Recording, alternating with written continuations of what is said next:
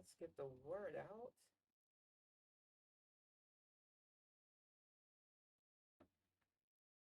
Ah,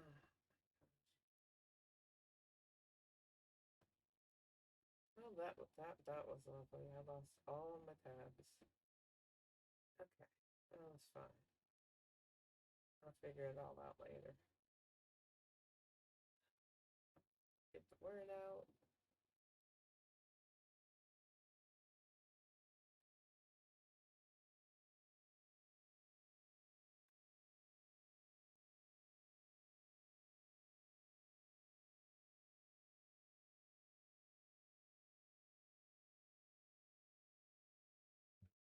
All right. All right.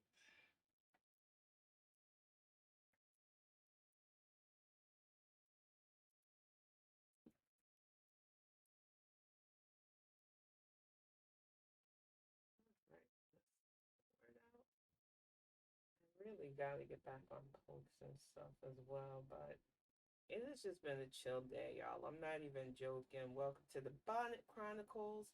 I am your host, Kalari GXC, and there is a lot to talk about. Happy Friday, big monster.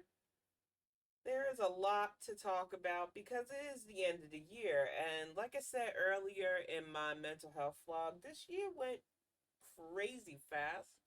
A lot of good, bad, and in between happened.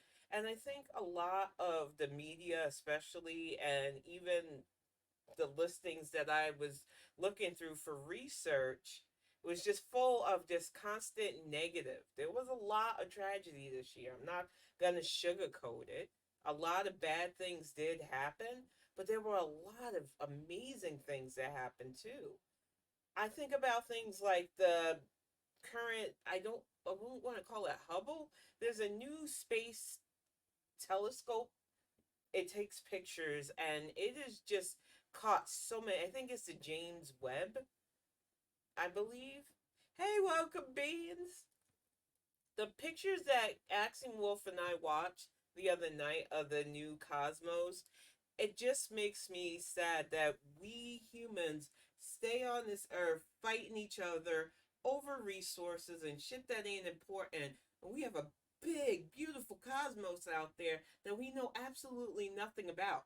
We take amazing pictures now because we legitimately have devices that can go into space and survive. Take these amazing pictures showing us that the cosmos is so vast and we know absolutely nothing of it.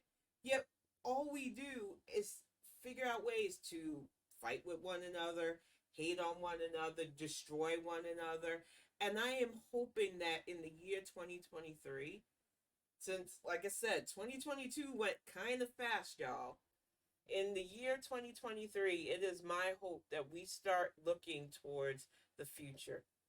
We start understanding things like why we're here.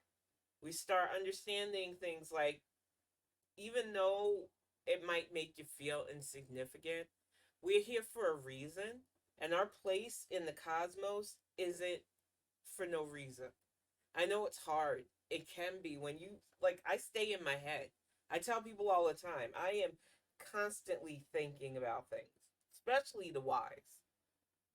And when it finally came to me that you're just here, accept it. There doesn't have to be a whole grand scheme of things sometimes. Sometimes you just have to accept that you're meant to be here.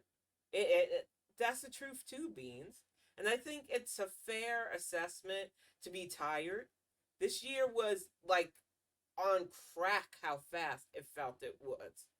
And for us Gen Xers, it felt like there was a lot of people that we thought were going to be around forever that are just gone now. I'm not a huge fan of royalty. I know some of my British friends and fans will probably be like, oh God, here we go. But my whole idea of society is we elevated a lot of people to these ridiculous places of height and power that we didn't need to. And that's why the current monarchy, even though it's existing, is struggling because people are starting to finally wake up and see we don't need kings and queens leading us. We don't even need the figureheads in them. What's the point? You are literally paying these people millions or billions, depending on how big the kingdom are, dollars to lord over you, to say you have royals? They're not even in charge of the actual government in most countries anymore. They are legitimately expensive flexes. But even with that said, Queen Elizabeth has been queen, well, former queen, since she's no longer with us, since before a lot of us were born. And she was such a mainstay and a staple that it was weird hearing about her death for me and many others my age and older, because it just felt like somebody who was going to be around for a long, forever almost. But that's the reality. Mortality hits you harder the older you get. Mikhail Gorbachev died this year. I was shocked because, like a lot of people, we remembered him. He was a big part of any kid growing up in the 80s, especially dealing with the Cold War stuff. And he brought about a lot of reform and change in Russia that I don't think he got appreciation for and is completely forgotten about because of the current despot running the country into the ground. We lost Shinzo Abe. And I know that the story behind his assassination is muddled. There are people that believe he deserved it. There are definitely a lot more people that believe no, he was a good man that tried to do good by Japan. And it's crazy to me that even in this day and age, politicians are at risk so openly. He was just given a speech and he lost his life to a disturbed individual. We lost amazing people that we grew up with. I'm sure a lot of you remember Murder She Wrote. Angela Lansbury was a big part of a lot of our childhood. Watching it with my grandmother, she was another one that felt like her name was so mainstay that you forget that she's old enough to where she's not going to be here anymore. Nichelle Nichols hurt. Like, I can't express to you how influenced Nichelle Nichols was for me and so many little girls like me to don't give up, to keep trying, that our place in the future was set because we belonged. And losing her this year was hard. You had Pele, which I know a lot of my friends aren't into soccer, and this year was harder for me than most because I didn't watch the World Cup for the first time in a long time.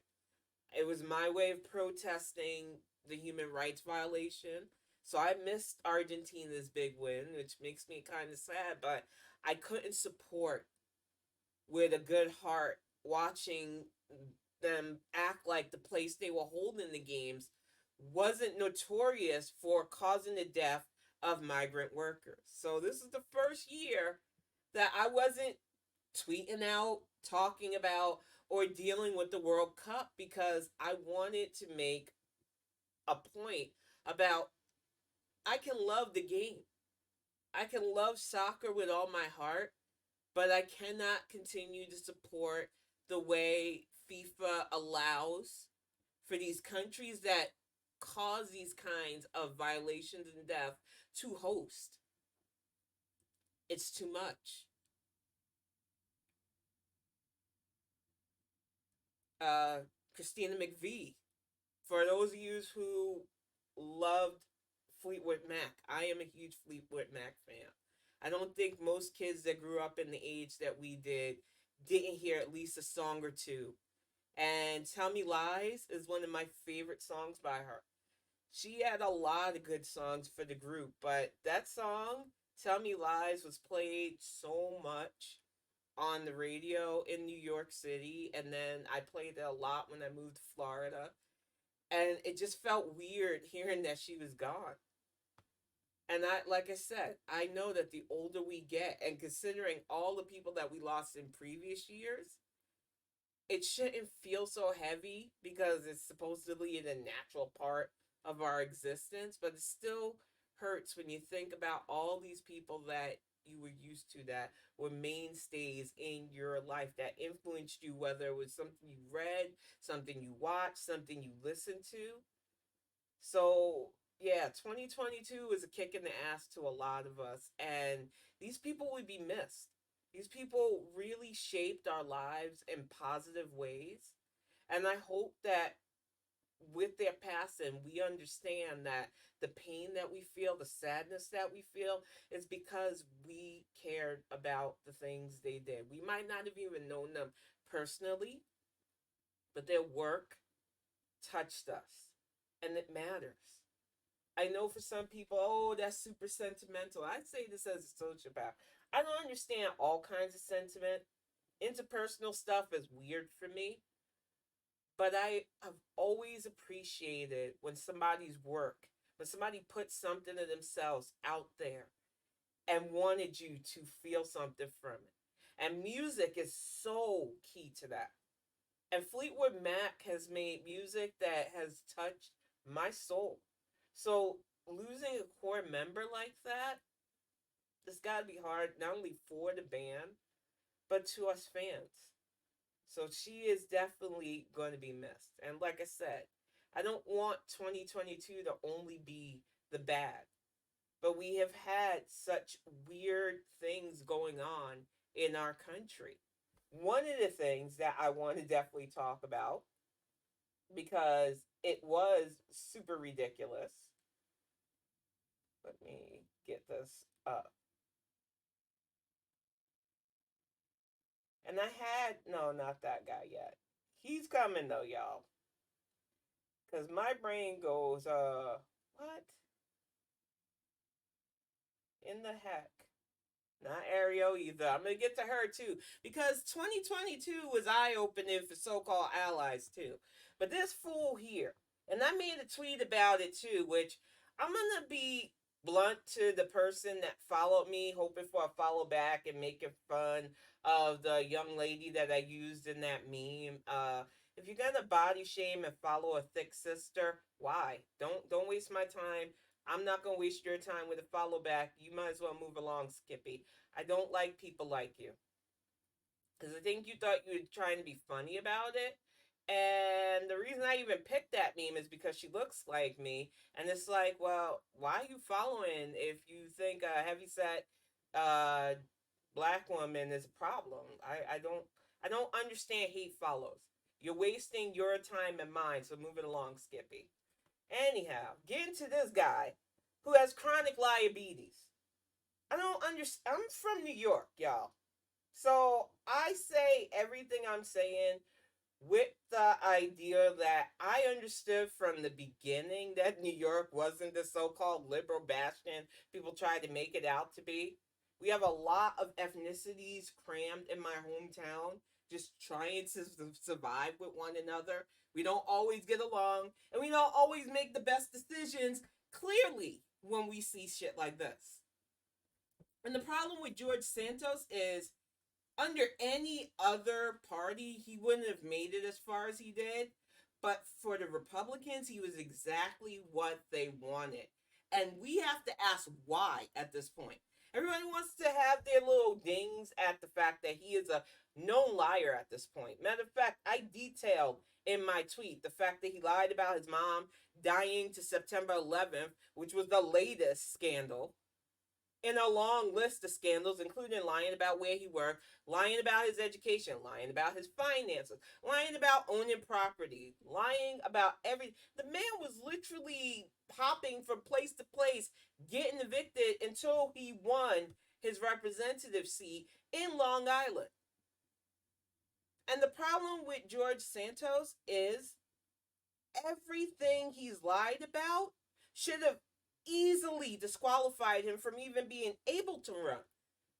But now he's an elected official, and it has me questioning why isn't the GOP pushing against this?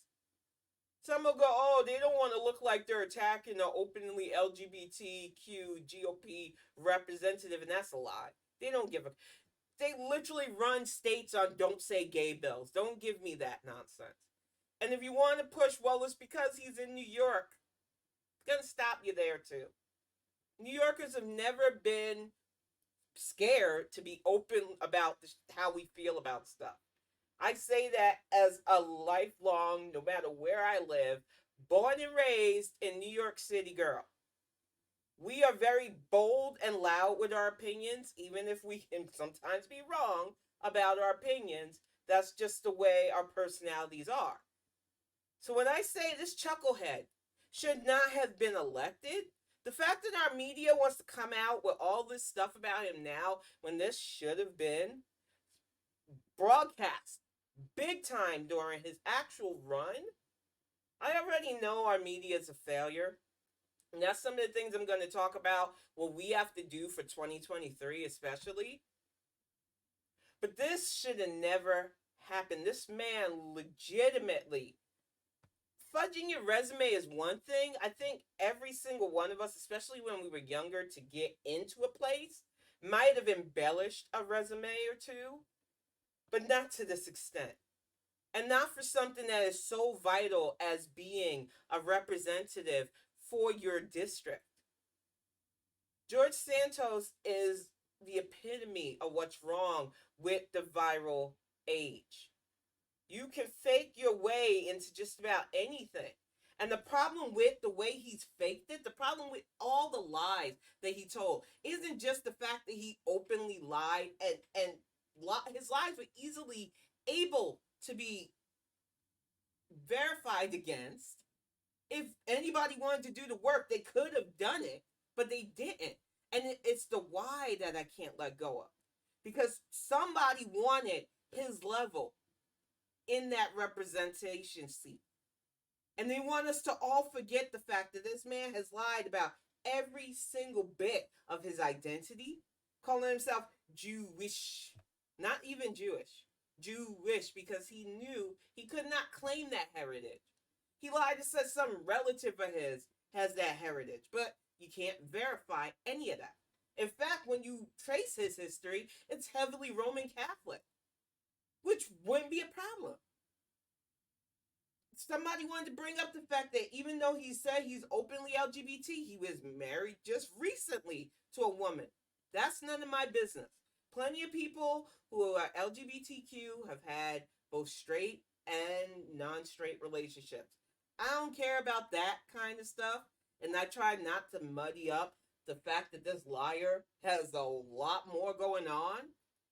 But when you add all of that on top of lying about where he worked, lying about his real estate holdings, lying about his charities, lying about even really owning anything in his name.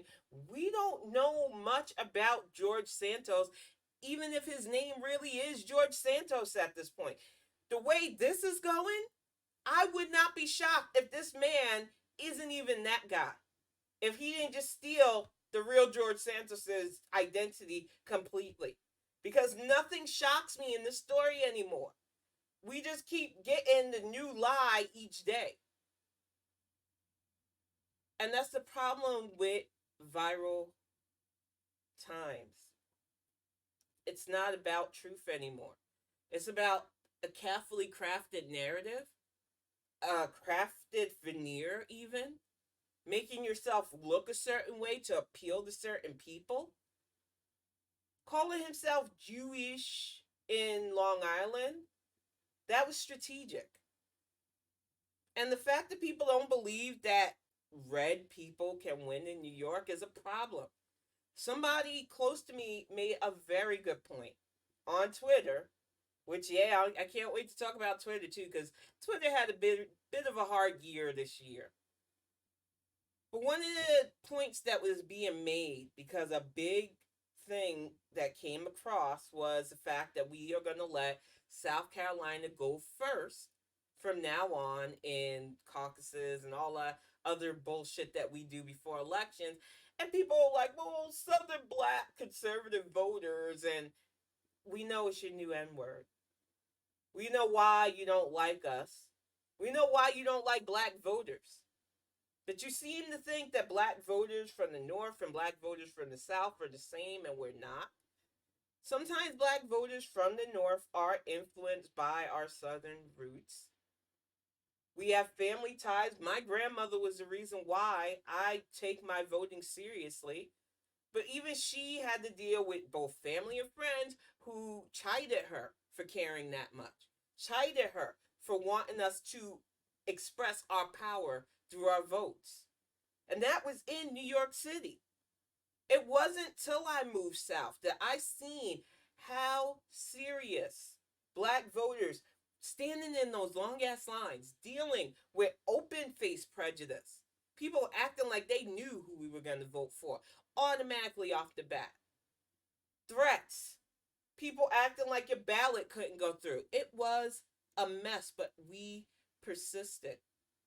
And like I said, this isn't about a North versus South or East versus West or any of that stuff. It is about the way people assume about the black vote that has to stop. And it is about the fact that New York is not immune to veneers. And is definitely not immune to allowing red seepage. Because I don't know what Jews understand about the GOP, but it has always been the party of money. It has always been the party of furthering their agenda over what the people need. And they have ops on both the far left and the right trying to destabilize our system because they think in a destabilized, broken system, they can come in and seize power. That's all this is about for them. This isn't fear mongering at this point. This is point blank the strategic agenda that the GOP have now. Because they realize that they don't have smart people. Smart people do not see the point in the cruelty of the GOP, do not see the point in the constant pushing of bigotry that they do. They don't harp on fear because they know a fearful group isn't a smart group. And that's why they've been losing so much traction with finding up and coming, eloquent people to run under their banner. That's why they find liars like this instead. So, what they do instead is they get people from the far left that tell you, oh, all the problems are populism, all the problems are money woes, you need more money, the billionaires are your enemy, and they siphon off some for that. Then you've got the hardliners who we can't get through to that side. I'm not even going to try to get through to that side. And those of us who are stuck in the middle, we have got to navigate their chicanery. I wanted you to think about the newest announcement of things like CNN, who we already don't watch CNN. I don't mess with most TV news anymore because it's all owned by people who want to make it seem like competence bad, fascism good. Point blank, it has been a messy year for cable news, especially. But now Elaine Chao, Mitch McConnell's wife, is a correspondent, not even a correspondent. I think she's a consultant now. They can't be more blatant. We already know the owner of CNN is knee deep in Republican nonsense. The fact of the matter is, the next year is going to be full of misinformation, misleading, and misdirection because they were hoping for incompetence. And this was a year of not only competent government, but a president who wasn't going to take people's nonsense and malarkey, and they don't know what the newsrooms are spinning. They were begging, screaming for a recession.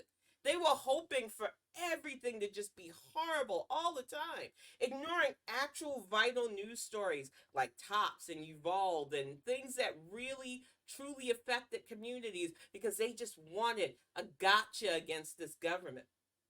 The fact that we've had over 500 million known cases of COVID-19, but we've had over a billion vaccines doled out. We have done what we can, but we are still up against ignorance, apathy, idiocy. There is no such thing as a slow news day in the viral age, but yet people want to ignore that in this news age, you need to report when we have good things. You need to report when the government is functioning properly because that's what we deserve. And we as people need to stop allowing ourselves to be swayed by I don't really think about government stuff. I don't want to. Government doesn't do much for us anyway. I say this about a lot of my friends who say this. Y'all are always the first and the loudest to complain about everything. You don't put the correlation of who represents you into the mix. Or you think, oh, I gotta be hands off about it. I want the government telling me what to do, but I do want the roads fixed. I want to make sure that my kid can get to school safely. I want people paid what they need to be paid, but y'all make a lot of excuses for why you can't be politically invested, but you don't understand why everything's burning around you when you let a GOP Yahoo run your state and legislatures into the ground. I know people wanted to dunk on Texas again about the grid. I didn't. I have family and friends there. I know they turned out for better. I know they tried their hardest to vote for competency. And it's heartbreaking when everything you do to show that you are done with these shenanigans is just thrown back in your face. And then on top of it, Mother Nature strikes and you pay the price for it. Texas is a cautionary tale. Just like GA is a cautionary tale. We got a win though. Ralph Warnock, Senator Ossoff, those are pluses. Lucy McBath, pluses. It's just a shame that Kemp is still allowed to run the state into the ground. But I'm hoping that Stacey Abrams scared the daylights out of him because she came close. This wasn't a blowout. That race was close enough to where it could have been contested. And we have to keep pushing. It is on us. We had another major news story, and I had him up earlier. Seriously. I have made it clear how I feel about crypto. I'm sure people will say, Tin, you're not a financial advisor. And I'm going to say this. I'm not. I worked as a bookkeeper over 20 years ago. I've managed my money as calmly as I can the last 40 plus years because I learned from old school New Yorkers about that stuff. And one of the things that bothered me about crypto was every time somebody who tried to pitch at me, because I don't know if you know this, but anybody with like a YouTube or multiple social medias and anybody with a Twitter following of 10K or more got hit up by these people. They wanted influencers. They wanted people to push their bullshit. My DMs was swelled with these idiots, and I ignored them all because once I started asking questions, I ain't like a damn thing that was said to me about crypto. It all felt like pie in the sky, phony baloney, funny money, and I didn't want any parts of it. And nobody could answer me the question of, okay, you're asking me to put my federally backed money into this coin. You're telling me it has value. But what country is backing it? Name me one country that could say they fully back cryptocurrency and you would have got me more interested. Nobody could do it. Everybody had excuses. Well, it's still the wave of the future. People just don't get it yet, but they'll get it. Celebrities jumped on board. YouTubers especially were hawking this shit. While I do believe, like I said, I'm a sci-fi writer, that a digital currency is going to be our future, more than likely a credit system, sadly, there was something that always bothered me about the whole crypto thing, the NFT thing, all the stuff that people are trying to do to get rich quick, because they were still using federally backed money to fund these pie in the sky pipe dreams. And this guy, who really, like, he reminds me of Kiddo. And that's why I didn't go so hard on him this year, because when I look at him, the tousled hair, the lack of caring, the duh face, he legitimately reminds me of my son, and that scares the crap out of me. because I would like to think that I'm raising my kids smart enough to never be like this. But this kid legitimately just ran a Ponzi scheme and got billions of dollars wrapped up into it. Broke Tom Brady. He's going to have to play football for the rest of his damn life because he tied all that money in. And now we're all starting to see why Giselle didn't want to deal with his butt no more. I don't believe it's just because he wanted to play football. I believe she realized he's going to have to because he wrapped all their money up in this phony baloney bullcrap of FTX. And what troubles me about FTX was he made himself seem like he was just this generous guy. I'm giving crypto billions here and there. I'm gifting out stuff. I'm filling people's wallets. I'm making people millionaires. And it was all a dream, basically. It was all his dream to make this a reality. And while it's nice as an author, I think just being able to create a fantasy land is fun, but not at the expense of people. A lot of people were hurt by this FTX nonsense, this crypto burst, as we're calling it. And I warned people all last year and this year, do not invest your money in something that's not federally backed. It wasn't to get the crypto bros mad at me. I'm glad that, unlike Gamergate, which was problematic back in the day, most didn't think I was big enough to bother me, but I still had some try to snipe at me. I ignored them because I'm forged by the fires of Twitter. But it was troubling to see how much of them responded in anger when the proof was in the pudding that this was not real, and that a lot of people were flexing on money that was federally backed to say that, oh, this money that we made up will really make you rich. A lot of people were suckered in and hurt. And that's the problem with the viral age as well. We are going to see a lot of get rich quick schemes. And it's not the first time, it's not new. Back in the day, it was selling deeds to bridges or boardwalks or trains. There are always going to be those people who are just charismatic enough to snake oil salesman you into parting with your dough. But you have got to be more vigilant in this digital age. I know it's hard. With the rise of things like digital art, with the fact that we all pretty much live on the internet now, we are going to see people take advantage of the situation. I'm hoping that people start becoming more smart, questioning things, ask questions. And if somebody you ask a financial question to berates you or makes you feel stupid for asking that question, that's a red flag.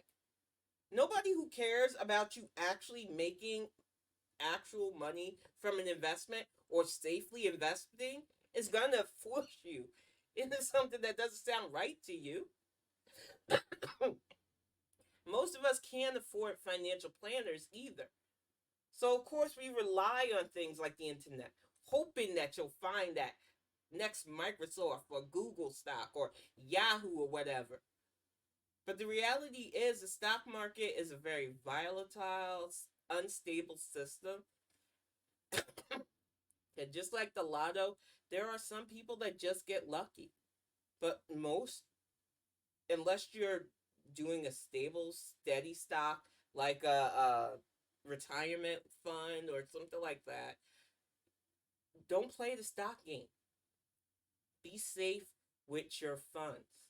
And be wary of all of these wannabe get rich quick schemes because that's all crypto ever was to me. And welcome to the chat, Terry Antico. And it troubles me that this FTX thing broke as hard as it did because I would have thought that more people would have been skeptical. And sadly, they preyed upon, especially the last 3 years, people's struggles, people's desire to set themselves up no matter how much the world burns. And sadly, we are a society that has based ourselves on greed. So having that financial cushion and that ability to flex and show off has been so ingrained in our society that that's all people want to push for. They're not even thinking on the level of, I just want to make sure I can take care of me and mine. They want the big cars, big houses. They want to look more important than they are. They want to travel to Dubai and show off. It is all about showing off. And that is going to be a very big detriment. And I need people to start being a bit smarter because FTX shouldn't have been as big as it was, but it was. I can't imagine even making $1 billion in my lifetime. Not really my goal in life, sadly. I just want to write. I just want to make characters that last even after I'm not here. So I never really thought on the level of financial stuff, even though that was my original background.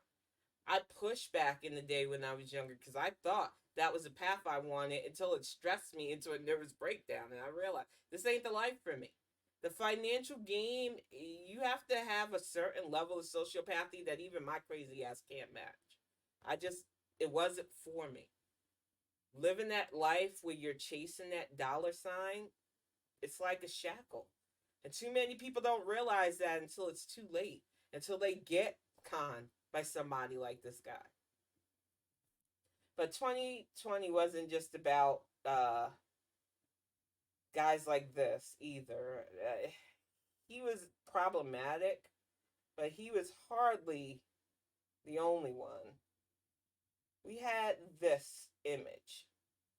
Let me get rid of this Bankman guy. When I seen this image, I lit up. When I seen this image, I thought, Young Tin, all my nieces, all the little girls in my family are going to go ballistic. And I watched those TikTok compilations of little black girls getting to see this opening trailer and being excited. I even seen the one of that dad seeing that and tearing up because I don't know if you understand how long it's taken us to have actual representation, actual seamless, not feeling like they're pandering or dehumanizing us representation. And this young lady can not only sing and act, but she is going to light the screen up as Ariel. And so many little girls are going to get to see themselves as a fantasy princess again. And that's what matters. Yet, like everything, we had a bunch of nastiness. So we had a bunch of people responded, why can't she just be white? How, as a ginger woman, feel like I'm being excluded from the conversation? And a lot of is inane ignorance at this point. I know it bothers some people when things are changed. One of my biggest peeves is when somebody is written one way but then represented another way in a pandering light. I see it all the time in both comics and fantasy. It chafes me. But a lot of times it's done because Hollywood doesn't really hire diversity. Hollywood does, they'll say they do, and then they don't. They say they do, and then the people calling the shots still look a certain way. So when I say it is hard for me to walk that line of what is acceptable and what I feel is pandering, it is harder for me as a black woman. Because there are times where it's just like, why did you change that character like that? It's blatant. Like that Fantastic Four movie. I love Michael B. Jordan. But it was weird casting him as Johnny Storm but keeping the rest of his family white. That's ways of doing representation wrong. And then you have Ariel here, who they might get that wrong too. We've only seen her. We don't know how they're going to make King Triton. We have no idea anything else about this movie. I am hopeful that Disney understands that diversity means King Triton should probably have some melanin too. But I don't know. That's the problem with Hollywood running their idea of what diversity is. It is a scary time, and the backlash that I seen against this young lady when that trailer made me hopeful. I don't even normally like Disney live action. I've refused. I enjoy the original animation. I love the music. I love all the work. I love the detail. As somebody who practices animation myself, it to me feels weird that Disney keeps putting out these live action remakes. But for once, it feels like they're finally starting to get the need for not only music to be involved, but actors and actresses that make you want to see this movie. But like I said, there is a lot that I worry about in the future when it comes to stuff like this because of the way people acted this year.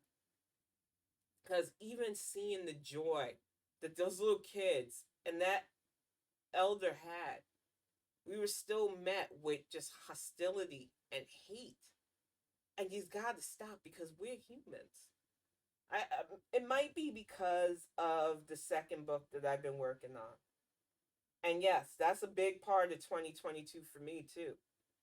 And it's not a humble brag. I finally took the steps to see a path for myself and my family that I always wanted to, but I was afraid to go down. And writing my first sci-fi novel wasn't an easy thing, but it's something that I wanted to do and something that I hope to continue to do. And one of the things that I wanted to make clear is the line of dehumanization is far too easy to cross. The line of what constitutes as viable living, the line of what deserves respect because it's just an object to you, whether it's a female, whether skin tone judges, income levels. We humans have to get away from these ridiculous, I don't even know what to call it at this point. We just set these weird standards against being decent to one another, accepting that we don't have to know and like and be down for everything that everybody is, especially if it's not hurting anybody. Mind your business and live your life. Stop trying to live everybody else's life. Stop trying to make everybody do what works for you. But instead, we continue on acting like groups that want to hate, groups that want to tell people how to be, how to act, their supposed New World Order is normal. When there are a lot more people that just want to live and be their authentic self openly. And there is absolutely nothing wrong with that. And as we continue to digitally connect our world, which I need to stress, it was a big plot point in this story, y'all. Not to toot my own horn, but I fused a lot of what I've seen as a Gen Xer on how the digital age could come about in a new revolutionary way because I went from an analog kid, literally had a huge ass black and white television in my house when I was growing up. Computers were still something that you might have seen on a job site, but they were not personalized until well into my adulthood, really. I mean, I had a Commodore 64 because I begged for one, but that was still not like the home computers we have now. I literally run a whole studio on a gaming laptop now. My phone is a literal computer. It is crazy the amount of technology. It feels like overnight sometimes. It feels like a lot of us went from those kids that safety regulations were very lax to watching this world realize because of the digital age, we need to be a bit better. It's okay to be safer. It's okay to point out that this is harmful. It's okay to change. And that's one of the good that I see a lot of people not harping on our digital age. It's real easy to think of only the viral stuff. We forget that for all the viral things, there are a lot of beneficial things going on our internet. A lot of good environmental stuff, a lot of organizing, a lot of protests. The women of Iran said, "We are done. You want to offer my..." No, we don't do that here, sir. We don't need followers.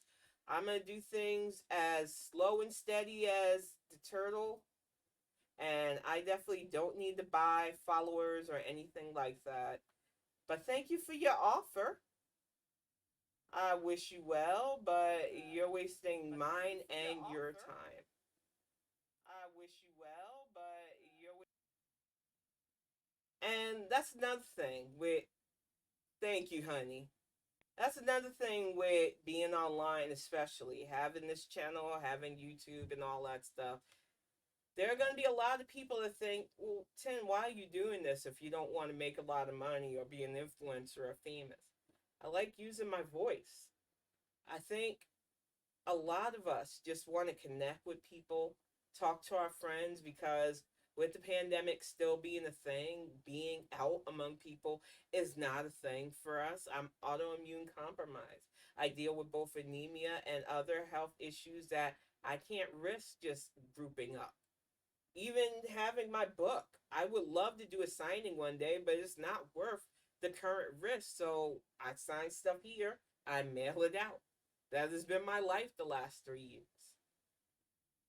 I think a lot of people are looking for that fame online. They are looking to be viral. They are looking to be an influencer, and more power to them. I'm not here to stop people's bag. That's just not who I am. It's never going to be who I am, because there are going to be times where I just don't want to be bothered. I tell people all the time I'm a cat. I don't think they believe me. And they don't have to. But I think all in all, this really wasn't as bad a year as our media or anybody else will try and make it seem. In fact, honestly speaking, there was a lot more good than anything else. We had a lot of losses, which is typical. It's been like that the last decade for me. Just shocking losses. But we had a lot of wins. I watched the first black female Supreme Court justice sworn in this year. And it kills me that we are still saying first in a lot of stuff, but she won't be the last. The door had to be open so that others can step through. And I believe that's what's going to happen. And I'd like us to get to the point where there are a lot less first representations in our government and judicial system. Because the only way we are going to be able to properly govern a melting pot is for that melting pot to be fully represented. And that's on us. And I know for some that this talk just bores you. You don't want to think about it. You don't want to deal with it. But if you have that attitude, how are we going to get better? There's so much we can do, just little parts of ourselves that we can give by being informed, by voting especially, but by acting like it does matter, because it does. Even if you don't have kids. Before I was a parent, I was voting for school board elections. And I see how that attitude and arrogance, especially in the South, just became lax. Oh, it's just a school board thing. Who cares? They're banning books. And they're banning only certain books, like Mao's works from Alice Walker. They have been very blatant on the types of work that they want to ban. It all matters. And it shouldn't take these extremes for people to open their eyes to their bare minimum civic duties. It shouldn't take places like New York electing literal pretenders for people to understand that not taking this seriously happens everywhere, including supposed liberal bastions. And thank you to the resub Arcaniverse. Welcome to the chat.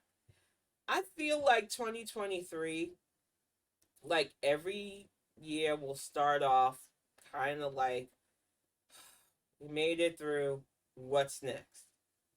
But I think with the level of competence that we have on a national level, even with the instability that we are seeing abroad with Putin, who really does worry me because his health is deteriorating, people around him are dying, He decided to take a bunch of people to a strip club to try to ingratiate himself with the people around him. It is a mess. But the man has access to weapons of mass destruction. And even though earlier in this year, several nations came together to say nuclear war will not get us the net results we need, so we need not to do that. It only takes one person, one unstable person with access to this to say, man, I don't have to listen to that. And all eyes are on that idiot. He decided willy nilly this year that I'm just going to invade a sovereign nation. I'm just going to take my right as a dictator seriously. And the world has watched him fire bombs upon innocent Ukrainians.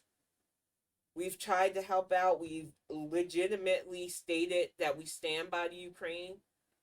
But it isn't enough because men like Putin aren't new.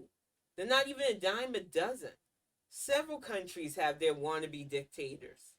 Some of them keep their nonsense concentrated into their country because they know they're not influential enough to breach out of it. But Russia has held a chokehold on several markets. That's why the UK is complaining about pricing of fuel things, even though their little Brexit nonsense helped with a lot of their financial and supposed woes that are coming up. The problem we're going to see is old ideology versus a new world. And there are some people that are like, well, I deserve to hold on to my old ideology. It doesn't matter if it shuns people. It doesn't matter if it's stuck in its ways. It makes me feel good, and that's all that matters. Well, good luck with that, chappie. The rest of us are going to move on because the world's got to keep moving forward. You could be stuck in your ways in the past, holding on to that weird ideological version of what you think the world should be, but that is not how it is. One of the things that I've accepted as a Gen Xer is nothing's permanent. Change happens. I don't have to always like it, but it is a reality. And as the world becomes more digital, I have to learn how to navigate fuckery in 4K. And I think that is what 2023 is going to be. It's going to be a lot of us navigating what's real, verifying stuff, because they've come after where we gather on social media. Twitter's buyout was a strategically dumb move by an overly entitled idiot businessman who I really feel now, after all the digging I did on this, I wanted to think it was just some nefarious plot. So many of us want to believe that there's this big conspiracy against things. His ex-wife that he still had a crush on begged him to buy Twitter so that he can help fight the woke agenda. And Elon Musk is so desperate to be liked by people, so desperate to impress her, that I think that's what really motivated this $44 billion purchase. And I know that's sad when you think about it, and really pathetic when you put it out there like that. But when you look at all the facts, besides the fact that he really didn't use most of his money, he really didn't. And the people that he borrowed from also have their own agendas. But he was motivated by his twisted form of love and his anti-woke feelings. And like I said, that was a big sentiment that I seen this year that really needs to die in 2022. Because if you're declaring yourself anti-woke, you just said you're not a decent human being to most of us. When my people came up with the phrase stay woke, it wasn't just to talk about prejudice and dehumanization, even though that was a big reason why we wanted people to open their eyes and wake up. It was a way for us to keep our eyes open to the blindness that we have for our own ignorance and apathy, to not allow ourselves to be okey doke by BS that harms those around us and ourselves. Being woke isn't just about calling out prejudice and bigotry, though it should be. It is about seeing what's wrong and not contributing to it. So if you're anti woke, you are saying, I fully, openly want to contribute to the issues that already cause the instability in this world. And I know some of you don't like it because you all want to be edgelords. You think it's funny. You think mocking and harming and harassing people give you power, but it doesn't.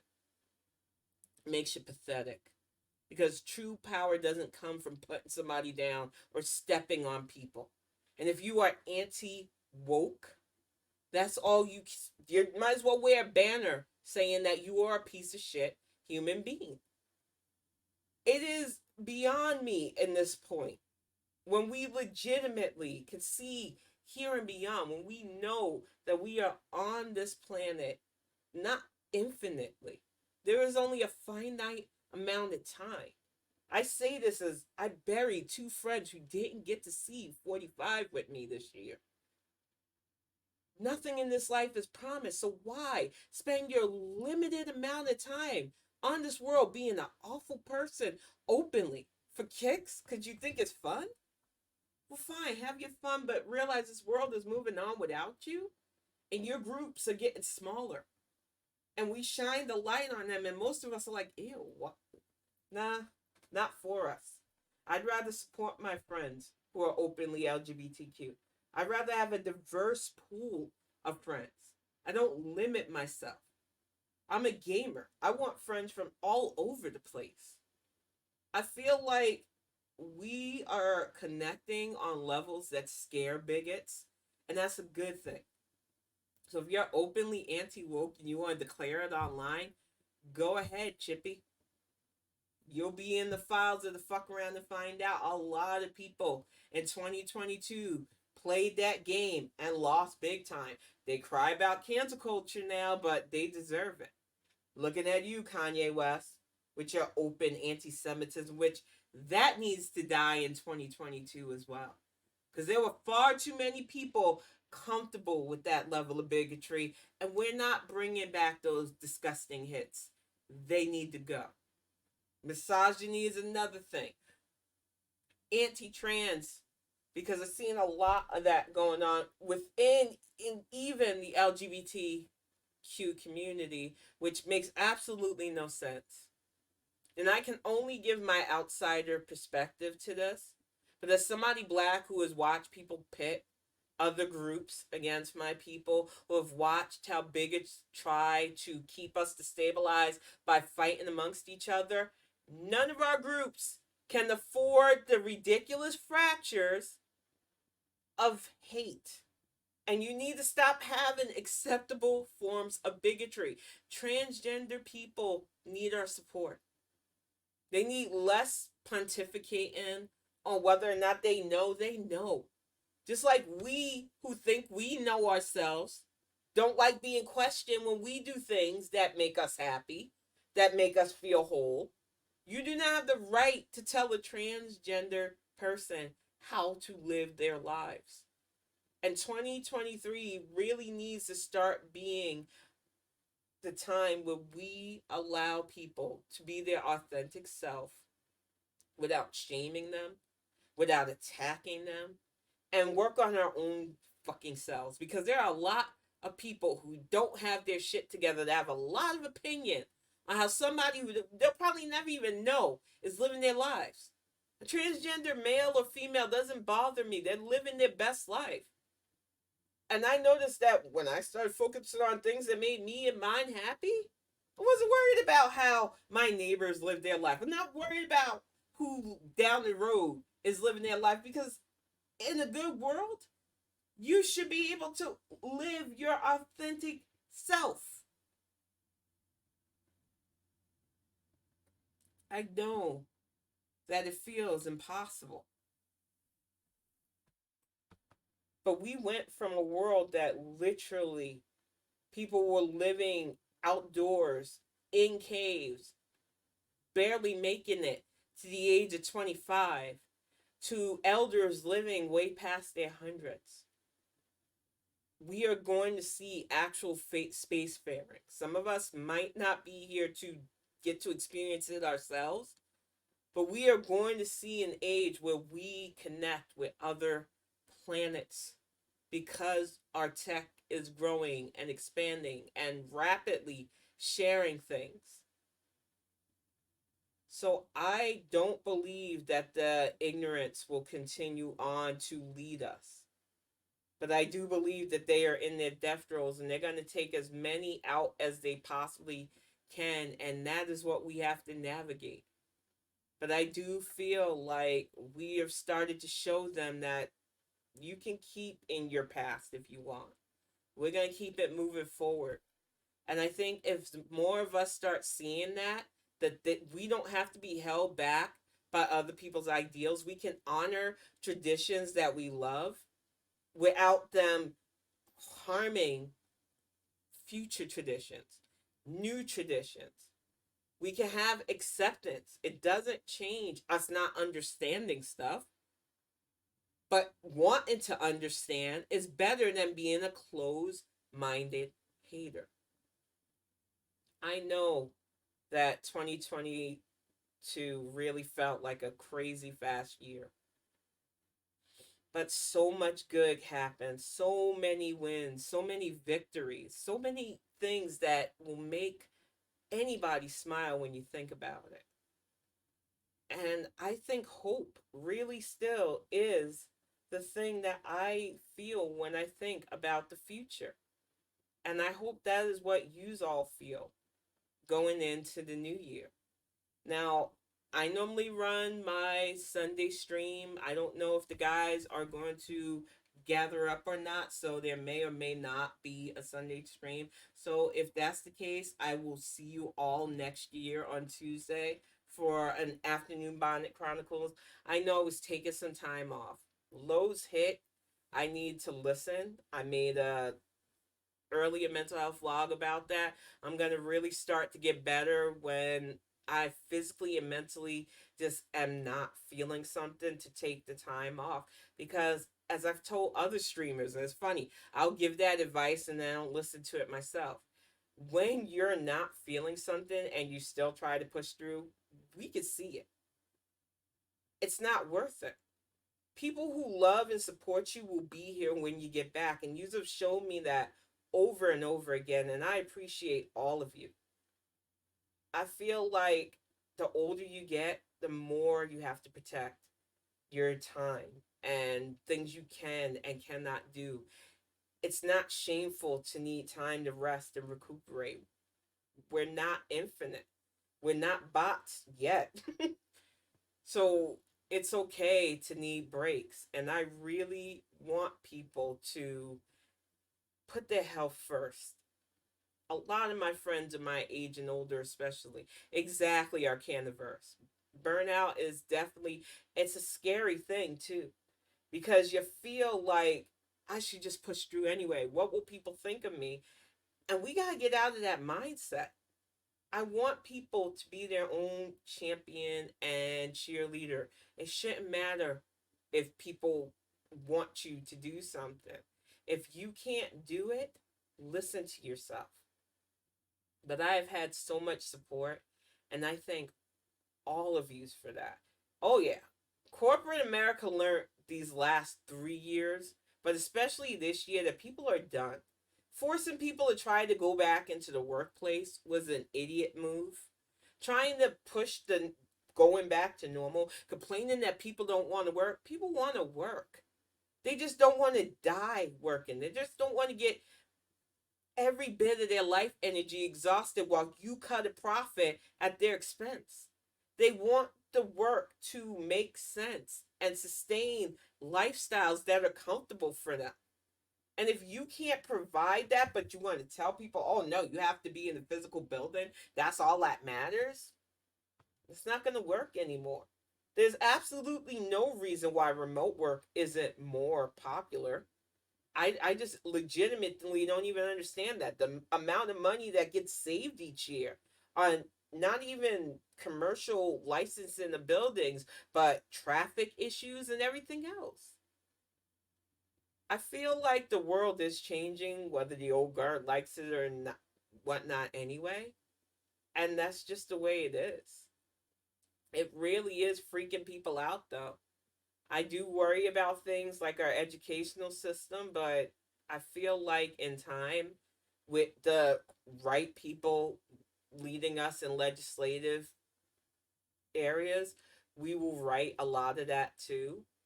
But it really does take our own personal investment for this. And that is what I am pushing for in 2023. That's why, even if I wanted to stop talking and bringing these points up, I can't. My kid is going to be a legal adult in 2 months. He's still going to be a high school student, but he is still going to be a legal adult in 2 months. I know some people will be like, well, you ain't got a dog in that fight anymore. I will always have a dog in that fight because I was caring about this before I became a parent. I will constantly care about this.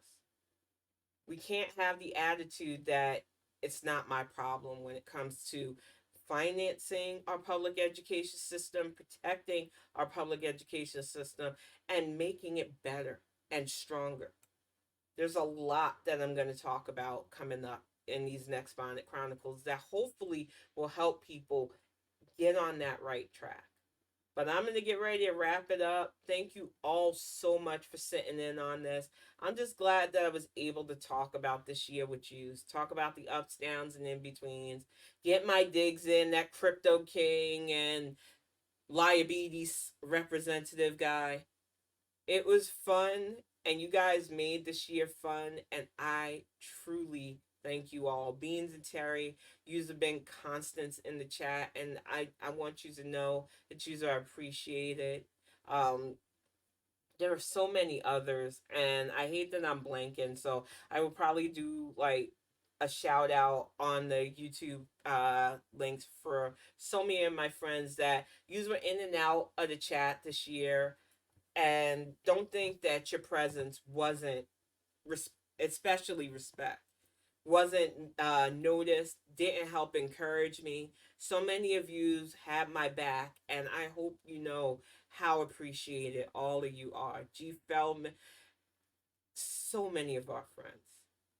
G Feldman is a champ. She has been doing so much in her field of work and not taking anybody's nonsense. And girl, I've noticed all the good you've been doing, and I appreciate you. My friend Case, who, while she's not very loud anywhere else except Twitter, she was a big influence this year of talking about the evangelical leans and other stuff that we need to be on the lookout for in this country. Terry Biggs, who started dating Samantha, two of our other friends, Myron and, oh my God, why am I blanking on her name? She's a school teacher. She's so pretty too. So many of our friends hooked up this year too. It was so cute seeing the couples, and need I remind you, I got engaged too. So it was a year of love, y'all. I'm just feeling positive. Elaine, yes, Elaine, Ilian. I didn't want to get her name mixed up, but they are such a cute couple, and I love how they keep documenting their meetup and stuff because they started just like my relationship. We didn't live in the same state. It was long distance, and we were friends for the longest time. And just visiting each other just led to more. And I wouldn't be surprised if we heard that they that more happened between them soon because they're just so cute. And like I said, Terry and Sam, well, they were friends of mine before they started dating, and I just thought they were the sweetest couple. And I just love how much love I see when they're together. The love he has for his kids and the love they have for each other is just inspiring, and it just makes me happy. I don't know if they're gonna move to California or not. I think she's a New York girl through and through. I think she'll try California and be like, "Oh no, we gotta move home. I miss the food home." I think that eventually we're gonna see Myron talking about looking at New York real estate, but I don't know. That's just me speculating, y'all. But I got to get ready to wrap it up for real. I really, I appreciate that. Our Canterverse. I didn't make a big deal about it. I did a Twitter announcement and stuff because I feel weird. I have a boundary that I set with my private life. A lot of people honestly didn't know a lot about my relationship, especially when I did my gaming journalism stuff too, because I'm just really weird about how much of my life I want out there, how much of my business. But I'm not ashamed of my relationship. He's been my best friend for years, and a lot of people thought we were married anyway. Most of our friends and family were like, "You mean engaged? I thought you were married already." Because we've been together that long. We were best friends for over 20 years.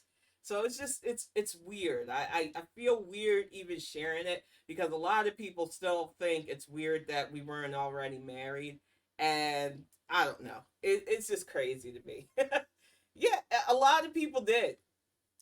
My guild leader was one of the first to say, "I thought you married him years ago."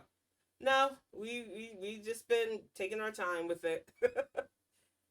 But I thank you all seriously for tuning in to this end of the year cast, and I really hope that 2023 is a good year for all of us. I'm never gonna say better year because honestly, this year for me personally was not that bad. I took a lot of chances. I hope to take more chances. And I hope that if you have the ability to do something that you love, whether you think it's silly or not, whether you think nobody's going to care, as long as you want to do it, take the chance. I feel like we only get one shot in life to be happy, and you have that ability to do that. I truly believe in it. There are so many talented people just in this chat for real. And oh, thank you, Canterbury. I feel like this year really wasn't that bad, and maybe it's because of all the highlights that happened. But I honestly think taking a chance with my work pushed me towards good things, and I think I don't want to be alone in that. I know that I know such talented people. Whether you craft, I see a lot of y'all with good crafts. Whether you game, whether you have ideas that you think, oh, nobody will like it. Pitch them ideas. You never know. I really do believe that next year is going to be the year of chances for so many of us. And I'm going to say it. One of us is going to hit it big. I've been feeling it to my core. There's somebody I know that's coming. I can't say directly who because I don't have those abilities, but I can't shake that vibe. So you might feel it silly. Play a number if you can.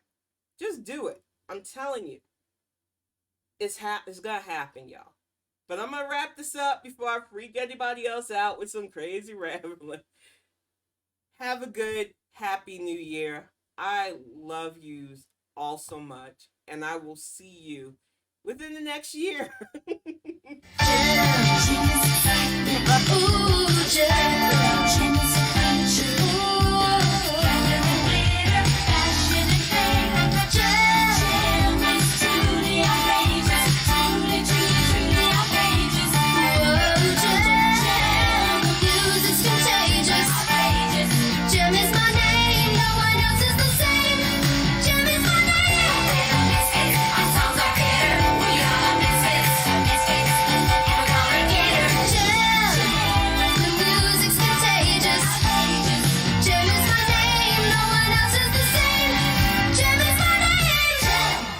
Happy New Year, y'all. Take it easy, and thank you so much for sitting in.